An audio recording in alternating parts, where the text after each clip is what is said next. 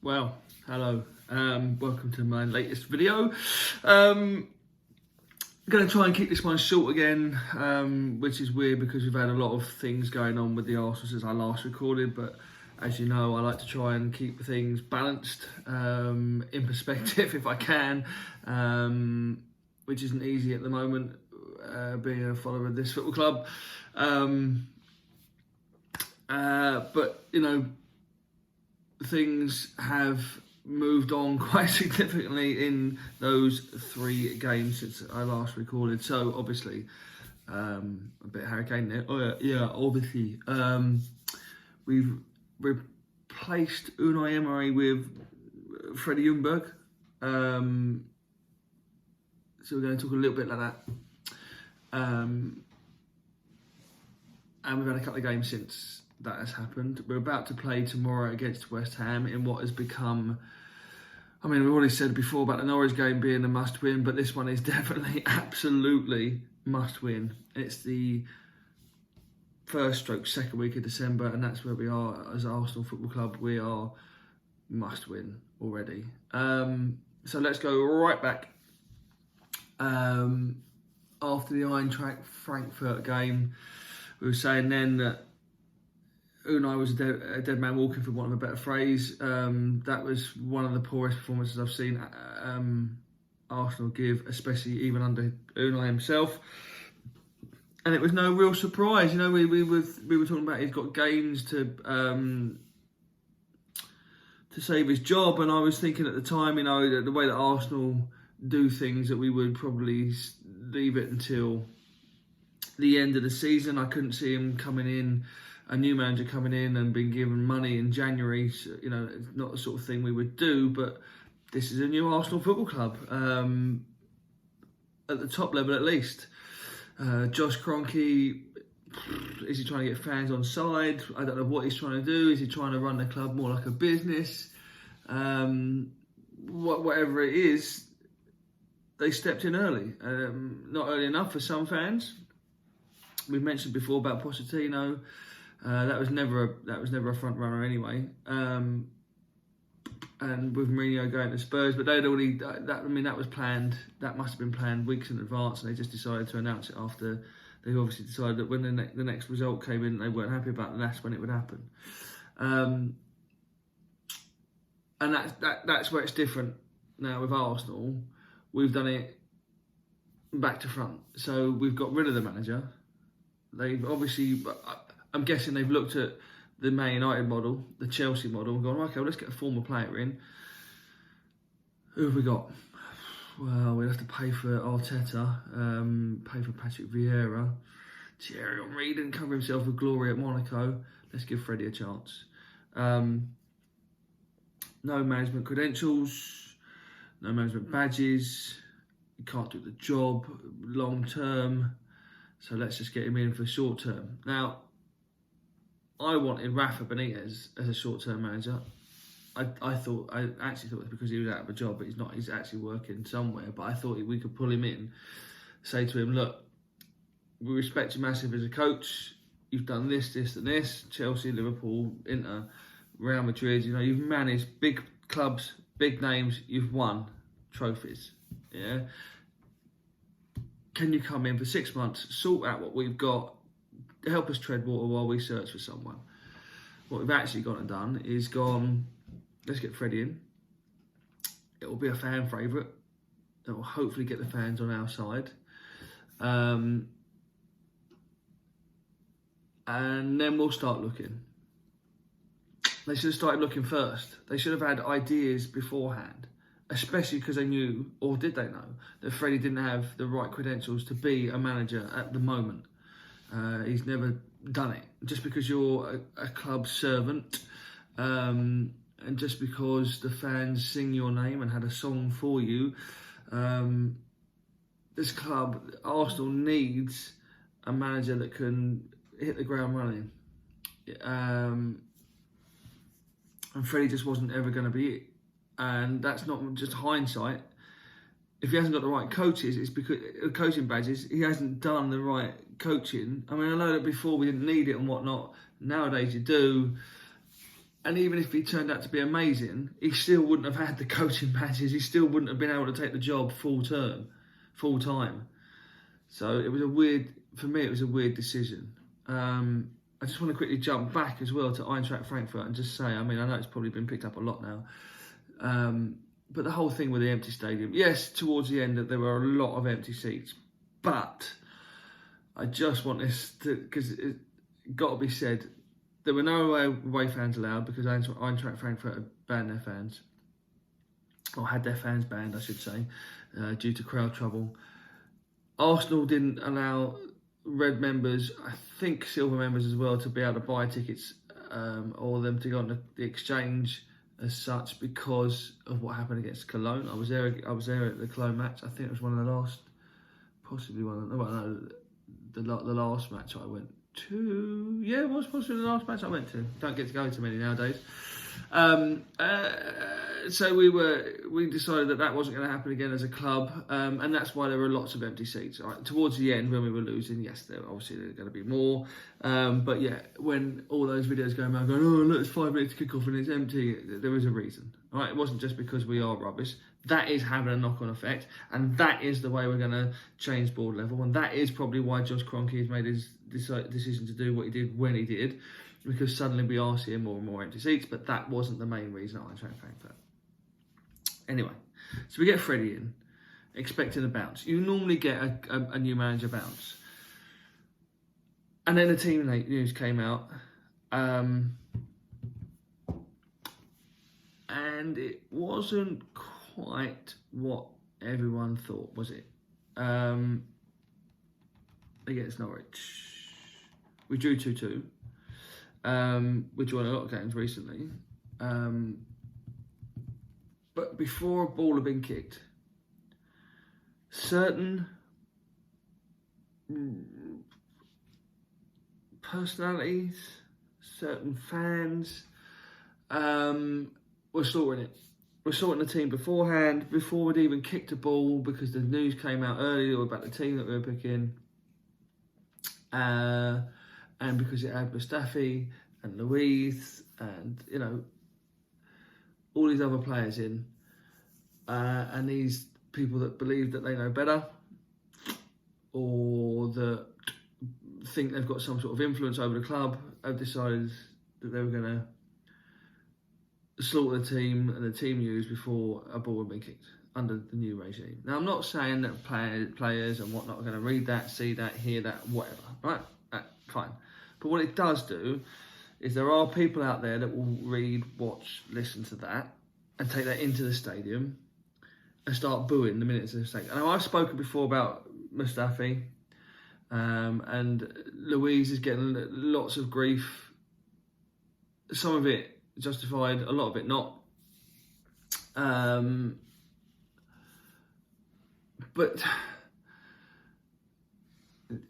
to slaughter that team before it's kicked the ball, yes, we know there are players in there that probably aren't up to the standard that we want them to be, right? But this is where we are as a club. They are our players, and this is where we are as a club. For me, personally, as an Arsenal fan of 30 plus years, it looked to me like Freddie's come in and said, look, all you lot that were frozen out under Unai Emery, I'm going to bring you in. I'm going to give you one game, maybe two, to show me what you're worth. Can you fit into my system? Can you put yourself in the shop window for either A, the new manager that's going to come in and take over permanently, or B, a club that you might feel more valued, or that we might want to ship you out to mutually. You know, there might be stuff going on. Mustafi's obviously not happy at the club. What can we do to change this around? People didn't see that, didn't want to see that. What they saw was, what is going on here? It's just as bad as blah, blah, blah, blah, blah, blah, blah, blah, blah. Straight away, negative vibes. You go into the stadium, negative. All around, negative. There was very little, let's get behind Freddie, let's sing songs, let's get the Arsenal going again. And we were, against Norwich, stale. We were flat-footed. I've never seen an Arsenal side so poor with the ball since George Graham was in his final throes as a manager of the club. You know, and back then it's because the reason we were so bad is because we bypassed the midfield. We had a midfield that basically just stood in the line and watched the ball go over. Oh, there you go. Oh, there you go. Oh, right, so right, he'll get it. He'll score. That's literally what it was under George Graham. This time we got the ball, and there was nothing. There was no movement. There's no little triangles. There's no dropping short, giving options. All that. It was just like, oh, I don't really want it. You have it. You're the flair. You. Okay. And we drew 2-2 against Norwich. Now, where we are at the moment, current form, it's about right. It's about right. It's what we should be doing. There was no new manager bounce. Right. Quick bit on the penalty, encroachment happens all the time. I know, I get that. Strangely enough, Gary Lineker said before about or after this game saying encroachment's never been a thing. If you actually go back to the 88-89 title winning season, it might have been 88-89, it might be 89-90, it might have been the one in between the two title seasons. There was an encroachment on a penalty that Arsenal scored against Norwich, and the referee pulled it back and said stay out. You can see him on the bit, and even the commentator, the great Brian Moore, I'm sure it's Brian Moore, says stay out this time. Right, encroachment happens all the time. They're only ever going to call it if the ball doesn't go in the back of the net and the defender or one of the people that's encroached has then interfered with it and either stopped a goal scoring or scored. Right, that's the only way they're going to call it. What they also should be doing still is the fact that the goalkeepers are coming so far off the line. I know goalkeepers are allowed to move along the line, that's fine.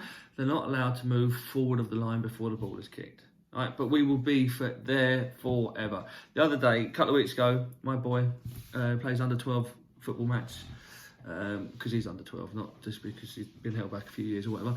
And the referee there was so fastidious about the throw-ins, and the kids were sitting there saying, "But this is how they take them in the Premier League. This is what we do."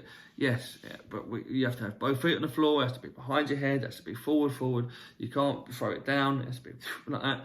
Every single throw-in they pulled up, and the game was so slow, so stop-start. He didn't do it for anything else. Fouls, he was letting go. You know, free kicks were in different positions to where they should have been taken, but throw-ins. And I was running the line at the time, and he said to me, "I've got to do it. I've got to call them back, otherwise they'll never learn." I sort of get it, but it was stopping the flow of the game, and the kids weren't enjoying it, and everyone was getting bored of it in the end. And that's what will happen with penalties. If they actually stop, if VAR actually said, "No, he's moved forward, he's encroached," you just won't stop it, and it would get so start, so boring, people would just switch off and leave the stadium at the end of the game. Anyway, so we draw 2-2 with Norwich. And after the Eintracht Frankfurt and after the game before that, which it's gone out of my head anyway, I took that. That's fine. We've battled back. We don't always battle back, you know. And then Brighton came in. And then at the Brighton game, at home, we started off, I thought, say it quietly, we started quite well. We were passing the ball, moving it. We weren't passing back. Beforehand, during Unai Emery, towards the end, when he'd obviously lost whatever it was he was trying to get the team to do, this notorious passing out from the back. But Arsenal were the only team I've ever seen that would take a corner and smash it back to the goalkeeper. That's how it felt to me. Like, we must play out from the back. We can't start an attack from up there. It has to start from our goalkeeper. Right? That had stopped against Brighton. We were pinging the ball about. Little triangles. Lovely. For 5 minutes. 5 glorious minutes. We looked like a team that could play football and had a bit of confidence going for us. And it went. And it faded. And we were lucky to get to half-time at 1-0 down. Pulled a goal back. And a goal disallowed for offside when not one, but all of the attackers were offside. Can't even look down the line. Yeah, that's... Of course, the game before that was Southampton, and they should have smashed us. They should have smashed us out of sight. Unai Emery's last league game in charge of Arsenal. Southampton should have destroyed us.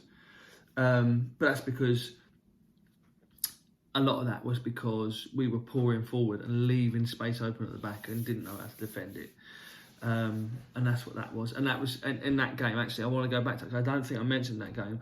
That was the game where I've never seen a game or a player not celebrate a last-minute goal to draw his team level. That means either Lacazette's not happy at the club, or he wasn't happy with the fact he'd saved Unai Emery's job, or albeit for one more game. Anyway, that was a Southampton game. So getting back to 2-2 against Norwich, at the time, as a Gooner, understands where we are as a club, it was a 2-2 draw that you would take ridiculously, right? So then, getting back to the Brighton game, the confidence, we get the goal, brilliant. We're back on level terms. Hang on a minute, we're thinking brilliant. We're back on level terms at home to Brighton. I tweeted out during the game. I know it's only Brighton, but we're looking quite good.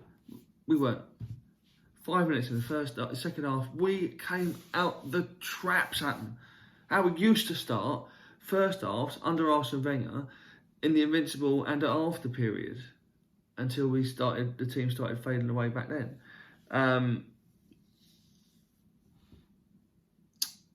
For 5 minutes. And the second goal, that actually was David Luiz's fault. He didn't get enough on the or put the player off enough for the header to score. And when that went in, that was it. You just knew, A, you felt it coming, B, you knew we weren't going to come back a second time. It just wasn't going to happen. And we're still trying to put square pegs in round holes. We're not playing the players none of the players were in form. So it did feel a bit to me the second that game against Brighton, it's like, do you know what? They didn't perform for Unai. They hadn't performed for you, Freddie. Bring someone in. You knew the players at under 23. That's what he's done with Saka. People are saying, well, what's Pepe? Saka must be showing stuff that Pepe's not in training, blah, blah, blah. He's worked with Saka. He's probably worked with Eddie Nketiah, which is what they're trying to do, bringing him back, apparently, and what I've heard. There's news breaking tonight that we've got some fella that turned Valencia around after Gareth, listen to me, I can't even talk, after Gary Neville. Gareth, actually, I'm thinking of Spanish. Beth de Bulligan, been in. Sorry, you're not allowed to do that. You're not allowed to have fun about Unai Emery's. That's all I would ever do. It just made me laugh. Beth de Bulligan, been in. So yeah, apparently this guy, this Marcelino, this manager that's apparently coming over. He's been spotted in England, but it could be that he's going to Everton. It could be that he's going to Arsenal, but who knows? So yeah, Freddie, if he's got the job beyond Christmas, he might be bringing people in, like say Nketiah back from on loan. He could be, is there a chance we can get William Saliba's basically loan period? We bought him. He's on loan back with the club bought him from. Could we get him back in? I don't know. But we've only got a couple of weeks left, and like I say, we're playing West Ham on Monday night, and it is a must game. If we lose the next two games, we could very well be in a relegation zone. Now, we've been here before, Arsenal fans. There's some of you out there that won't understand this. But we've been close and later in the season than we have now, since I've been an Arsenal fan. Again, it was George Graham's last season in charge as a manager. We actually genuinely flirted with relegation towards there. We got down to about 17th, 18th then. That was when we signed Johnny Hartson with Chris Kubomi and Glenn Helder, and then we moved on, blah, blah, blah. European Cup final, lost to Ian, boom, goggling strike that beat David Seaman. It was a forerunner for Ronaldinho. But I know people have said this before, but we actually do have too many good players to go down, right? You look at United now, they've won 2 on the bounce against Spurs and City. Suddenly they're pushing there.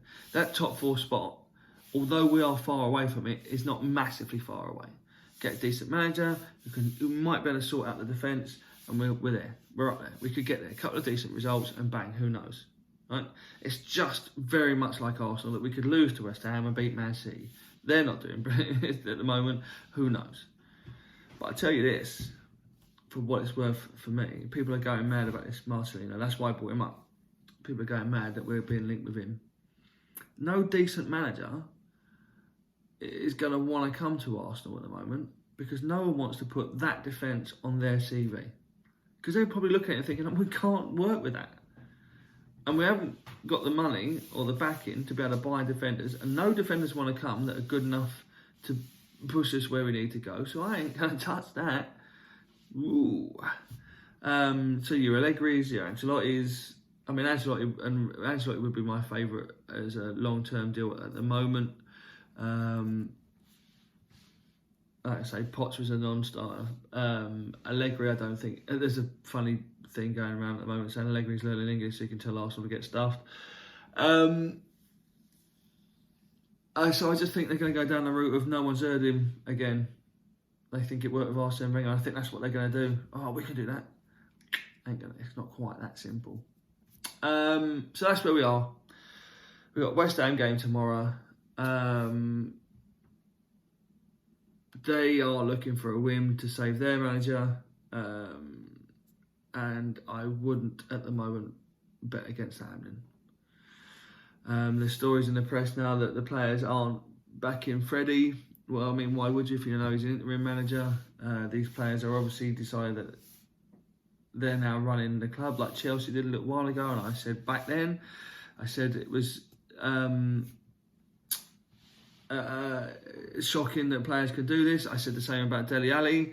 I think that if he's suddenly turning it on for Jose Mourinho, was that because he's down tools for Pochettino? In which case, if he has Spurs fans, you've got to look at him and think, well, why would you do that? The same way with these guys. If they, when I said, luckily it was only for 5 minutes in each half, but at those 5 minutes I was like, sack all these lot off. If they're now turning it on just because Freddie Ljungberg's a new manager and they didn't really like Unai Emery, they need to get out the door, because that's not how you work. Look at Teddy Sheringham and Andy Cole. Right? Unfortunately, they hate each other off the pitch. Applicable anymore. On the pitch, they did the business. But the Tony Adams one is better. It's play for the name on the front. And I'm sure there's lots of people that hate their managers, but get on with it. And that's where I'm going to leave, because they want to do well for themselves. They want the medals. They want to do the blood. That's all we need to know. If our players can't do that on the front, ship them off. If you're not ready to name on the back. If this cannon weighs heavy on your chest, then you should be wearing it. And we will sing the names of the players, Dennis Bergkamp, work hard for about want to be when you fall in love with a club. We support the club. You don't do it because they're winning trophies or whatever. You do it for the history. You just find a place where you belong. I love the look of Martinelli, but most of all, I love Arsenal. They're my club. They're where I found the club that I wanted to support, the team that I associated with. And that's what we've got to remember. They're the ones who we're after. We're not after individual players, individual trophies. We're not Spurs. We don't care about who won the Golden Boot. Yes, we had banter with it last year or whatever, but for me, it's not about winning the Golden Boot. It's about me following my club. Keep the faith, Arsenal fans. We're not going to get relegated this season. Like I say, we're going to lose to West Ham. We'll beat Man City. That's how I'm looking at it already. Take care, and I'll do another video as soon as I can, as soon as I calm down from Monday night's game. Cheers.